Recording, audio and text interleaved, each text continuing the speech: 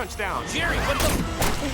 Oh, Hey friends, there's a lot of reasons to say that this episode was one of the darkest episodes of Rick and Morty ever, but let me remind you.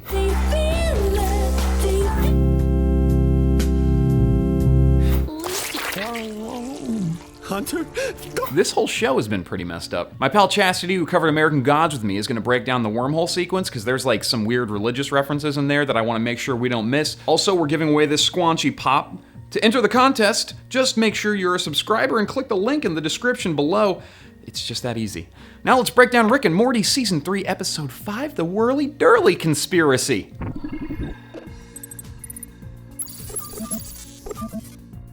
This episode was written by Ryan Ridley. He wrote my favorite episode, which is Mr. Meeseeks, as well as a bunch of others. In this episode, Rick and Jerry go to an amusement park with like a Westworld-like gimmick that no one can die. The bad guy in the episode is named Risotto Groupon. But there comes a time in every man's life when he must choose the foundation on which his legacy will be built.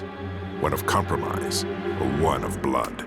He is the assistant manager of the hotel restaurant. Assistant managers of restaurants have to do really crappy jobs. Also, his entire race has the stupidest fingers ever, but I just love them. Is that a hoof collage? It's perfectly legal if that's what you're wondering. Coolsies. Beth is building a hoof sculpture. I can't really tell what the sculpture is. It might be a dog, because it's got like a little hoof piece for a tongue, but maybe it's a hoof sculpture of a horse. I don't know. People do really weird things after divorce. I've witnessed it. How are you doing, my love? I'm doing good. Hey, Mom. A what sculpture? A horse hoof. A horse hoof sculpture. Amazing. I don't understand the horse poo thing, but... Not horse poo. Yeah.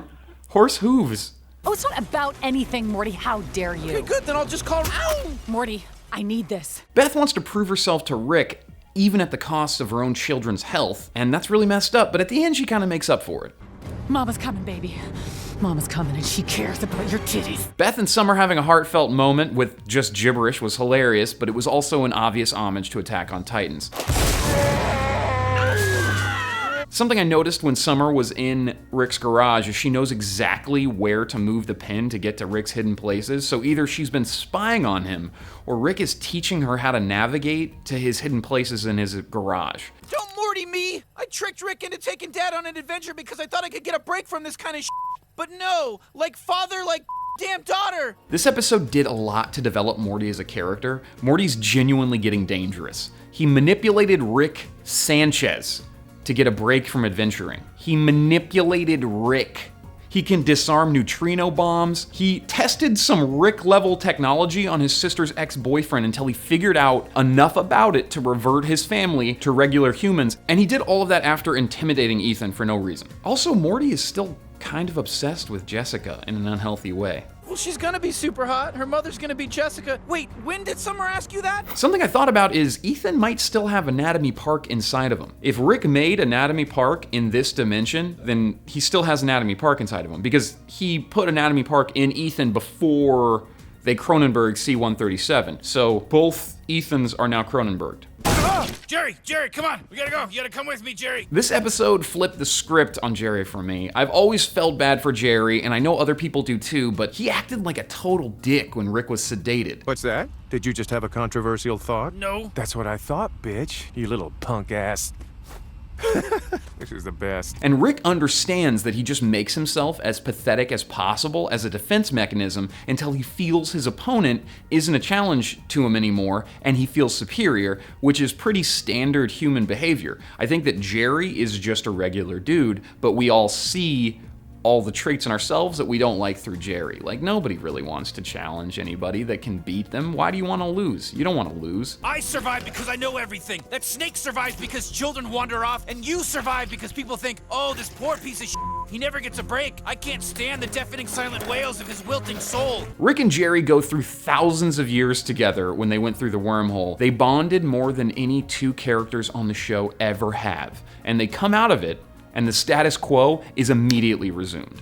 Cosmic apotheosis wears off faster than salvia. I'm starting to believe you because I just finished merging with your essence for an endless epoch and I'm already back to thinking you're an asshole. Fine with me. At the end of the episode, Jerry and Rick's relationship is a little bit better after having spent, millennia together. But I doubt if either of them have grown or changed as people. I think that they're just better to each other. They get along better, but they're the same dudes. I'll cop to it. I put a lot of strain on your marriage. It wasn't fair. I'm sorry. What? I didn't respect your marriage. I certainly didn't do it any favors, and for what it's worth, I'll apologize to Beth for it when we get home. Rick apologized to Jerry immediately before Jerry betrayed him. It seems like Rick gets hurt every time he reaches out. At Bird Person's wedding, he toasted, said that he was going to open himself up, and then Bird Person is killed in front of him. To friendship, to love, and to my greatest adventure yet, opening myself up to others. Every time Rick does something human, there's something there to hurt him. There's no green spit on Rick's mouth at all in this episode. Rick was drinking alcohol at a bar. He doesn't get drunk. He seems to be sober the whole episode, so I know a lot of people online are theorizing that this, paired with the cybernetic enhancements reveal, makes everyone think that this Rick isn't the C-137 Rick, but I want to point out one thing. He is not entirely cybernetic. Maybe he is C-137 Rick, but he just has some cool additions. Also, don't be too judgy. Morty can turn into a car. I love that Rick has all these ridiculous cybernetic enhancements, like an arm that shoots a suction cup and an eye that assists with aiming, but he still loses his depth perception because he's only using one eye to grab it. Okay, on to Easter eggs and references that we found. The opening scene, it's a recreation of the opening scene from the pilot episode. There's a possible flux capacitor in the garage when Summer opens it. It's green, it doesn't match the colors, but obviously the X shape looks a lot like a flux capacitor. This isn't a reference to anything, but there's multiple types of urinals for different species, maybe, that come through the bathroom in the hotel, and the sinks kind of look like vaginas or flowers or flower vaginas. There's the weirdest Jeff Goldblum name drop ever. Yo, what's up, Big Chill? Don't go into that telepod! The Big Chill is an early Jeff Goldblum film, and the telepod is from The Fly, which was directed by David Cronenberg, who the Rick and Morty writers love talking about. In the background of this scene, we can see the arcade alien from Blitz and Chits. Maybe at the end of the season, he'll be an agent that's tracking Rick or something. When did Summer ask you that? Right before she Clive Barkered herself. Why? Clive Barker is another director from the 90s, kind of like Cronenberg, a horror director. This is in reference to the film Hellraiser and scenes in that people's skin are removed. My favorite jokes in this episode were...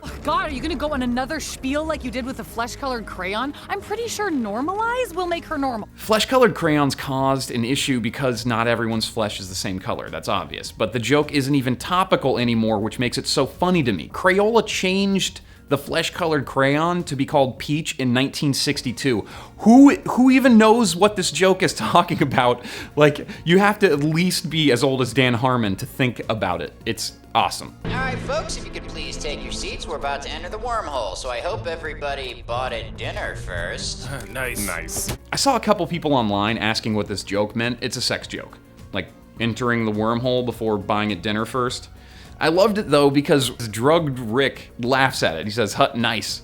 And Jerry, without any drugs at all, also likes the joke. Who do you think had more taken from them when you shot 20 cc's of liquid dream killer into my daughter? She was Rick's daughter, Jerry. She had options. Oof. This burn was so bad that the snake who is eating Jerry understands it and says, "Oof." Everything okay here? Mind your own damn business, Gene. I'm having a conversation with my mother here. This is one of my favorite jokes. I love the idea that Gene is the Smith's neighbor and has seen all manner of ridiculous shit over at their house and is still calmly asking if everything is okay despite like a giant skinless Summer running around, and Morty still screams at him like he's the annoying one.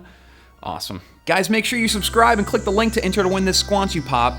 The wormhole sequence, we're gonna break that down on Thursday, so if you have any ideas for references, just let me or Chastity know on Twitter.